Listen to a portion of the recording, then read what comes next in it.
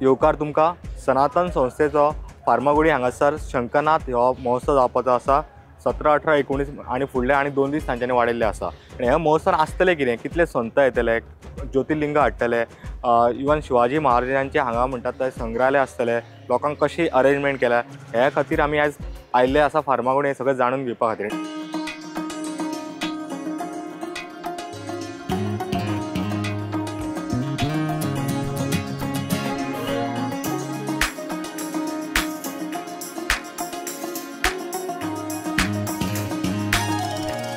Sir, सनातन शंखनाद या कार्यक्रमाचा मेन म्हणजे उद्देश काय आहे? सनातन राष्ट्र शंखनाद महोत्सवाचा मुख्य उद्देश असा आहे की आज आपण बघतो की संपूर्ण विश्व एका हिंसेच्या गर्ततेमध्ये आहे। एकीकडे रशिया युक्रेनचं युद्ध सुरू आहे, तिकडे इस्रायल हमासचं युद्ध सुरू आहे, आता भारत पाकिस्तान युद्ध सुरू आहे। म्हणजे जगातल्या विश्वातल्या सृष्टीमधल्या प्रत्येक मानवाला विज्ञानाने इतकं भरभरून देऊन सुद्धा तो आता अशांतीकडे वळतोय। कारण त्याच्यामध्ये मुख्य दोष असा आहे की व्यक्ती रजतमात्मक प्रवृत्तीकडे वळत चाललेली आहे। आणि सनातन राष्ट्र म्हणजे काय, तर सनातन राष्ट्र म्हणजे सत्वप्रधान व्यक्तींच्या हातामध्ये संपूर्ण विश्वाची प्रणाली असणं म्हणजे सनातन राष्ट्र आहे, हिंदू राष्ट्र आहे, रामराज्य आहे। आणि संपूर्ण विश्वाला जर शांती हवी असेल तर सनातन राष्ट्राशिवाय पर्याय नाही। आणि आज आपण हिंदूंसाठी जर विशेष करून बघायचं झालं तर संपूर्ण सृष्टीच्या पाठीवरती हिंदू सत्वप्रधान असून देखील दिवसेंदिवस तो अल्पसंख्याक होत चाललेला आहे। आणि अशा परिस्थितीमध्ये हिंदूंसमोर दोनच पर्याय आहेत, एक म्हणजे गजवा हिंद किंवा सनातन राष्ट्राचा उद्घोष करणं। तर हा कार्यक्रम म्हणजे कुठलाही पॉलिटिकल कार्यक्रम नाही, हा एक आध्यात्मिक कार्यक्रम आहे। संपूर्ण सृष्टी, संपूर्ण विश्व हे सत्वप्रधान व्यक्तींच्या ताब्यामध्ये असलं पाहिजे, सत्वप्रधान बनलं पाहिजे, याच्यासाठीचा हा केलेला शंखनाद आहे। आणि हाच या कार्यक्रमाचा मुख्य उद्देश आहे की हिंदूंनी सनातन राष्ट्राचा उद्घोष करणं, शंखनाद करणं तर या कार्यक्रमातून होणार आहे। पण गोवा राज्य का निवडले यासाठी? गोवा ही अतिशय पावन भूमी आहे। आपल्याला माहिती आहे ही भगवान परशुरामांची भूमी आहे। अग्रतः चतुरो वेदा पृष्ठतः सशरम धनु इदम ब्राह्मम इदम क्षात्रम शापादपी शरादपी ही भगवान परशुरामांचं वचन आहे। त्याप्रमाणे अग्रतः चतुरो वेदा म्हणजे इथे वेदांचा उद्घोष आहे, साधना आहे। म्हणून आपण बघितलं की व्यासपीठावरती अनेक संत आहेत। या कार्यक्रमाची सुरुवात जी आहे 17 तारखेला म्हणजे वैशाख कृष्ण पंचमीला होते। ही पंचमी म्हणजे अक्कलकोटच्या गजानन महाराजांची जयंती आहे, संत चोखामेळांची पुण्यतिथी आहे, कश्यप ऋषींची जयंती आहे। असा अनमोल आणि सुवर्ण क्षण आहे किंवा असा योग आहे। या ठिकाणी या सनातन राष्ट्राचा शंखनाद होणं आणि याच दिवशी होणं याला काही आध्यात्मिक महत्त्व आहे। 2008 साली सनातन संस्थेचे संस्थापक सच्चिदानंद परब्रह्म डॉक्टर जयंत आठवले यांनी त्या काळी भाकीत केलेलं होतं, त्या काळी वर्तवलेलं होतं की 2025 पासून सनातन राष्ट्राला किंवा हिंदू राष्ट्राला सुरुवात होईल। आणि 2025 पासून आपण बघतोय की हा काळ सगळा अनुकूल झालेला आहे आणि हिंदू राष्ट्राला किंवा सनातन राष्ट्राला रामराज्याला सुरुवात होते। म्हणून हा कालावधी, ही भूमी ही सगळी ईश्वर नियोजित आहे। आणि या भूमीमध्ये जे पावन तत्व आहे की जे विश्वाला मार्गदर्शन करू शकेल, म्हणून गोव्याची पावन भूमी। आपण सनातन धर्म ज्यावेळी म्हणतात किंवा हिंदू राष्ट्र म्हणतात त्यावेळी बाकीच्या धर्मांचं कसं काय? चांगला प्रश्न आहे तुमचा। कारण सनातन राष्ट्र किंवा हिंदू राष्ट्र, रामराज्य आहेत की याच्यामध्ये कोणाचाच द्वेष नसणार आहे। इथे ही सत्वप्रधान व्यक्ती आहे की तुम्ही जगा, इतरांना जगू द्या ही भावना असलेली, अवघे विश्वची माझे घर ही भावना असलेली किंवा सर्वांच्या साधना करणाऱ्या प्रवृत्तींचा आदर करणारी, परंतु त्याच वेळेला ज्या व्यक्ती किंवा ज्या प्रवृत्ती रजतमात्मक आहेत, समाज अस्थिर करणाऱ्या आहेत, तर त्यांना दंडित करणाऱ्या व्यवस्था निर्माण करणं हाच सनातन राष्ट्राचा उद्देश आहे, बाकी काही नाही। आपण या कार्यक्रमात म्हणजे या महोत्सवात काय काय असणार, म्हणजे कुठले कुठले कार्यक्रम असणार आहे? आपण ज्या प्रांगणामध्ये बसलाय, आपण या ठिकाणी बघतोय की भोजनगृहामध्ये आपण आहोत। माझ्या उजव्या बाजूला प्रचंड मोठा पंडाल आहे। हे गोवा इंजिनिअरिंग कॉलेजचं जे इन्फिनिटी ग्राउंड आहे, तर इथे 1,26,000 स्क्वेअर मीटरच्या पटांगणामध्ये एक अति विशाल अशी व्यवस्था निर्माण करण्यात आलेली आहे। आपण बघितलं तर मागच्या बाजूला आपल्या त्या ठिकाणी जो मुख्य सभामंडप आहे, तर या सभामंडपामध्ये एका वेळेला 25,000 जण बसून या कार्यक्रमाचा आनंद घेऊ शकतील, तो कार्यक्रम पाहू शकतील अशी व्यवस्था आहे। या ठिकाणी जी हे दोन्ही पंडाल आहेत, पाठीमागे देखील अजून एक पंडाल आहे, ह्या ठिकाणी एका वेळेला 8,000 जण महाप्रसादाची लाभ घेऊ शकतील आणि शांततेने त्यांचा महाप्रसाद पार पडू शकेल अशी व्यवस्था आहे. बाजूच्या 2 पंडालमध्ये देखील बसण्याची व्यवस्था आहे. इकडच्या मागच्या बाजूला या ठिकाणी विविध प्रदर्शनं लावली जाणार आहेत, ज्या प्रदर्शनांमध्ये शिवकालीन जी छत्रपती शिवाजी महाराजांच्या काळात वापरली गेलेली शस्त्रास्त्र आहेत तर त्यांचं प्रदर्शन असेल. आणि गोव्यातल्या मी सगळ्या आपल्या गोवेकर मंडळींना सगळ्यांना विनंती करेन की ही प्रदर्शनं बघण्यासाठी आवर्जून या. याच्यामध्ये कान्होजी यांनी वापरलेलं चिलखत आहे तर ते तुम्हाला या ठिकाणी बघायला मिळेल. त्याचबरोबर छत्रपती संभाजी महाराजांना ज्या साखळदंडांनी बांधून ठेवण्यात आलेलं होतं ते ऐतिहासिक आणि अतिशय वारसा असलेले जे साखळदंड आहेत ते इथे प्रदर्शनामध्ये ठेवले जाणार आहेत. अनेक शिवकालीन शस्त्रास्त्र तुम्हाला त्या ठिकाणी बघायला मिळतील.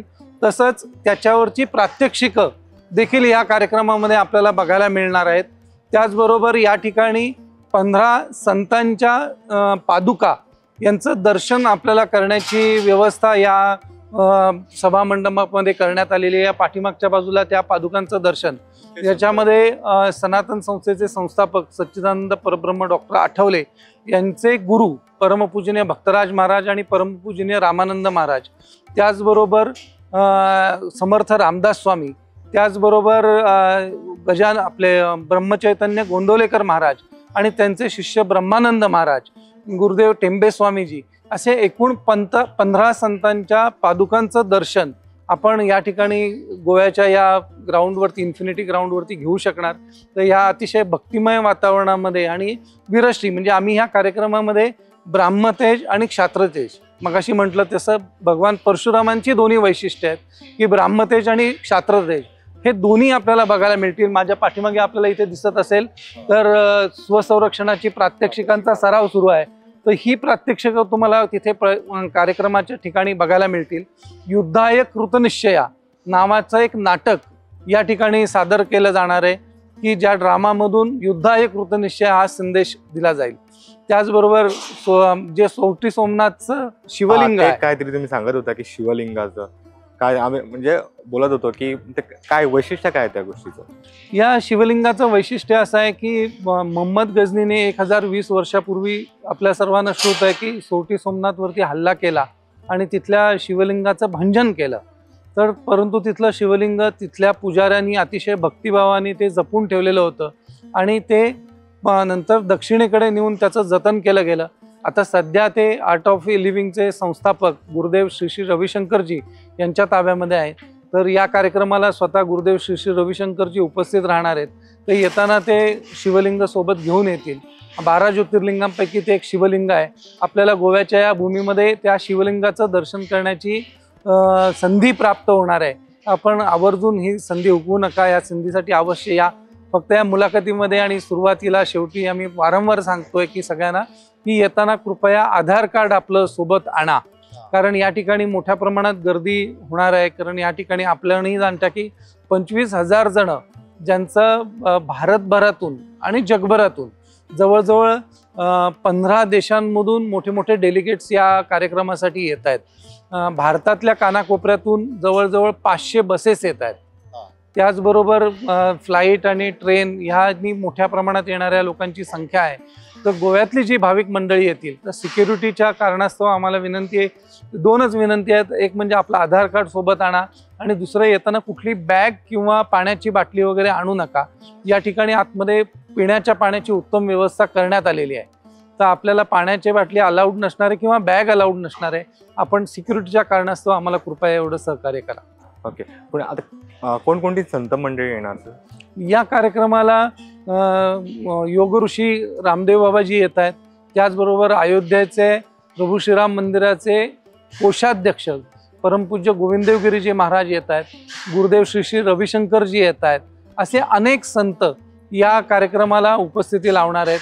त्याचबरोबर राजकीय मंडळींमध्ये महाराष्ट्र राज्याचे मुख्यमंत्री श्री देवेंद्रजी फडणवीस, महाराष्ट्र राज्याचे उपमुख्यमंत्री श्री एकनाथजी शिंदे, त्याचबरोबर त्या ठिकाणचे भरतशेठ गोगावले, उदयजी सामंत असे विविध मंत्री येत आहेत. गोवा राज्याचे मुख्यमंत्री माननीय प्रमोदजी सावंत यांचं तर या कार्यक्रमाला पूर्ण सहकार्य लाभलेलं आहे. ते स्वतः उपस्थित राहणार आहेत. तसंच उत्तर प्रदेशचे माननीय मुख्यमंत्री योगी आदित्यनाथजी यांचं देखील येण्याचं आम्हाला हे कळलेलं आहे, त्यांचं कन्फर्मेशन आज येत आहे. परंतु तिथले विधानसभा अध्यक्ष सतीश महानाजी हे स्वतः उपस्थित राहणार आहेत याची खात्री झालेली आहे. छत्तीसगडचे उपमुख्यमंत्री आणि मुख्यमंत्री हे दोघंही उपस्थित राहत आहेत. अशी अनेक मंडळी या कार्यक्रमाला उपस्थित राहत आहेत. भारतभरातल्या विविध हिंदुत्ववादी संघटनांचे 1000 हिंदुत्ववादी संघटनांचे पदाधिकारी, प्रमुख, त्यांचे उपाध्यक्ष ही मंडळी या कार्यक्रमाला उपस्थित राहणार आहेत. आज या कार्यक्रमाचं भव्य दिव्यता ही न भूतो न भविष्यती.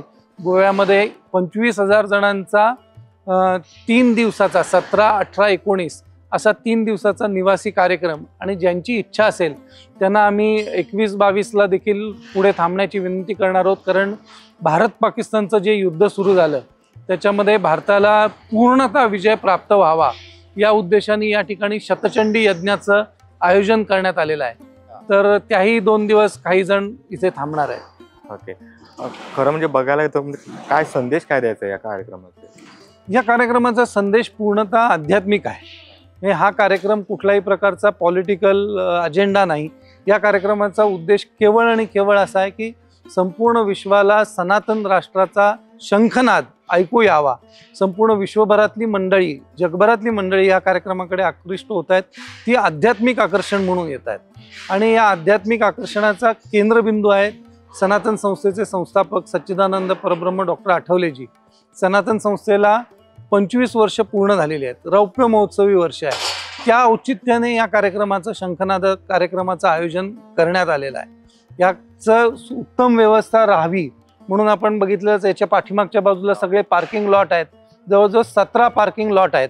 या कार्यक्रमासाठी 500 बसेस येणार आहेत आणि 4,500 4,500 फोर व्हीलर्स येणार आहेत.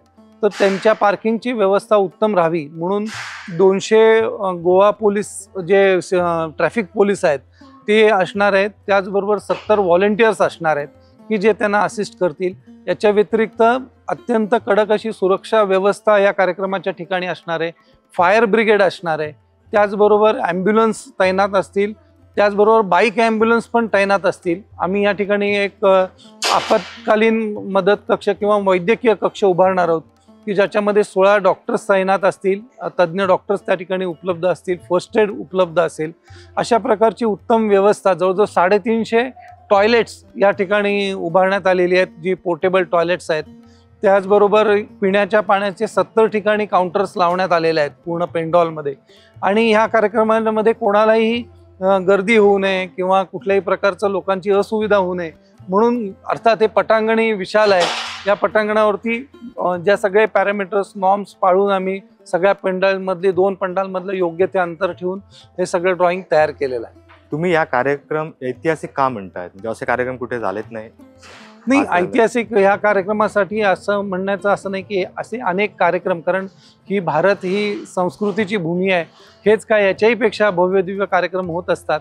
गोव्याच्या पावनभूमीमध्ये आणि सनातन संस्थेच्या 25 वर्ष पूर्ण होत आहेत. त्या दृष्टिकोनातून, संस्थेच्या दृष्टिकोनातून हा ऐतिहासिक कार्यक्रम आहे म्हणून मी या अर्थाने म्हटलेलं आहे. थँक्यू सर, तुम्ही आम्हाला वेळ दिल्याबद्दल. आम्ही बघितलं आहे कसं काम चालू आहे ते, आणि वेगवेगळे पॅन्डल्स पण बगितले आहे. अजून मी एक सगळ्यांना विनंती करेन की ह्या कार्यक्रमाच्या आदल्या दिवशी 16 तारखेला आम्ही सनातन आश्रम ते फर्मागुडी येथील हे जे इन्फिनिटी मैदान आहे, या इन्फिनिटी मैदानावरती एक दुपारी 3 वाजता वाहन फेरी काढणार आहोत. त्या वाहन फेरीला आपण आवर्जून उपस्थित राहा. आणि गोवेकर मंडळींसाठी मी गोव्यातली सगळी भाविक मंडळी आहेत म्हणून एक विशेष विनंती करेन की 19 तारखेला या ठिकाणी महाधन्वंतरी यागाचं आयोजन केलेलं आहे. हे आपल्या मानवात आपण काही करत असलो तरी आपलं आरोग्य उत्तम राहावं ही प्रत्येकाची इच्छा असते.